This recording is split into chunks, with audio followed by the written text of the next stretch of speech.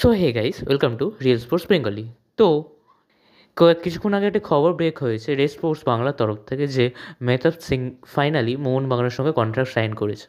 অর্থাৎ গত সিজন থেকে যে আমাদের একটি ইন্ডিয়ান সেন্টার ব্যাকের প্রবলেম ছিল, হ্যাঁ দিব্যেন্দু নিশ্চয়ই এস্টাবলিশ হয়েছে, কিন্তু একটা অলরেডি এস্টাবলিশ হওয়া ইন্ডিয়ান খেলা প্লেয়ারের যে অভাবটা ছিল সেই অভাবটা ফাইনালি পূরণ হতে চলেছে। ট্রান্সফার সিজনের প্রথম থেকেই মোহনবাগান মেহতাব সিংয়ের পাশে পিছনে দৌড়াচ্ছিল, যেখানে ইস্টবেঙ্গল থাকলো আবারও আপুইয়ার মতো, এবারও মোহনবাগান ইস্টবেঙ্গলকে টপকে দিয়ে মেহতাব সিংকে সাইন করিয়ে নিল। মেহতাব সিং যে রাইট ব্যাক সহ সেন্টার ব্যাক হিসাবেও খেলতে পারে, এর ফলে আমাদের যেটা সবথেকে বড় সুবিধা হলো, প্রথমে বলি এসিএলের কথা। এসিএলে যেহেতু আমরা দুটো বিদেশি ডিফেন্ডার নিয়ে খেলতে চলেছি, তো আমাদের একটা সবাই জানি যে আশিস রায়ের একটা রাইট ব্যাকের প্রবলেম ছিল।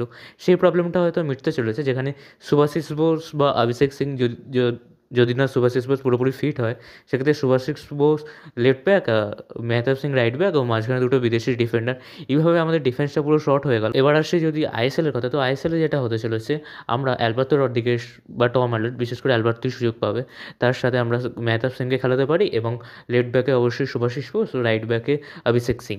এইভাবে যদি আমরা খেলাতে পারি তো আমাদের একটা সুবিধা হতে চলেছে যে আমরা আপফ্রন্টে তিনটে বিদেশি খেলাতে পারি, অথবা যদি কোনো বিদেশি সিডিএম সাইন করানো হয়, সেক্ষেত্রে বিদেশি সিডিএমকে খেলিয়ে ওপরের ডিমিত্রি পেত্রাতোস, তার উপরে ম্যাকলারেন কামিংস এইভাবে খেলাতে পারি। এর ফলে যে সবথেকে বড় যে সুবিধাটা হতে চলেছে, যদি রবসানকে সাইন করানো হয়, সেক্ষেত্রে ডিমি পেত্রাতোসের খেলাটা ইমপ্রুভ হতে চলেছে। যে ডিমিকে আমরা এক সিজন আগে চিনতাম, সেই ডিমিকে হয়তো আমরা ফেরত পেতে চলেছি, কারণ আমরা ডিমির খেলায় অবশ্যই দেখেছি ডিমি আসা সেন্টার অ্যাটাকিং মিডফিল্ডার না, সে হচ্ছে অ্যাকচুয়ালি সেকেন্ড স্ট্রাইকার। তার পিছনে অবশ্যই একটা বল ক্যারি করা মিডফিল্ডারের প্রয়োজন হয়। সেই অবস্থাটা যদি পূরণ হয়, সেক্ষেত্রে ডিমির খেলা আবার তার আগের সিজনের মতো হতে পারে, যে সিজনে ডিমি গোল্ডেন বল জিতেছিল। এইভাবে আমরা ডিমির একটি ভালো সিজনও দেখতে পারি। তো আপনারা এই মেহতাব সিংয়ের ডিলটা সাইন করা নিয়ে কী বলবেন অবশ্যই কমেন্টে জানান। তো আজকের মতো এইটুকুই বন্ধুরা, কাল আসবো নতুন ভিডিও নিয়ে।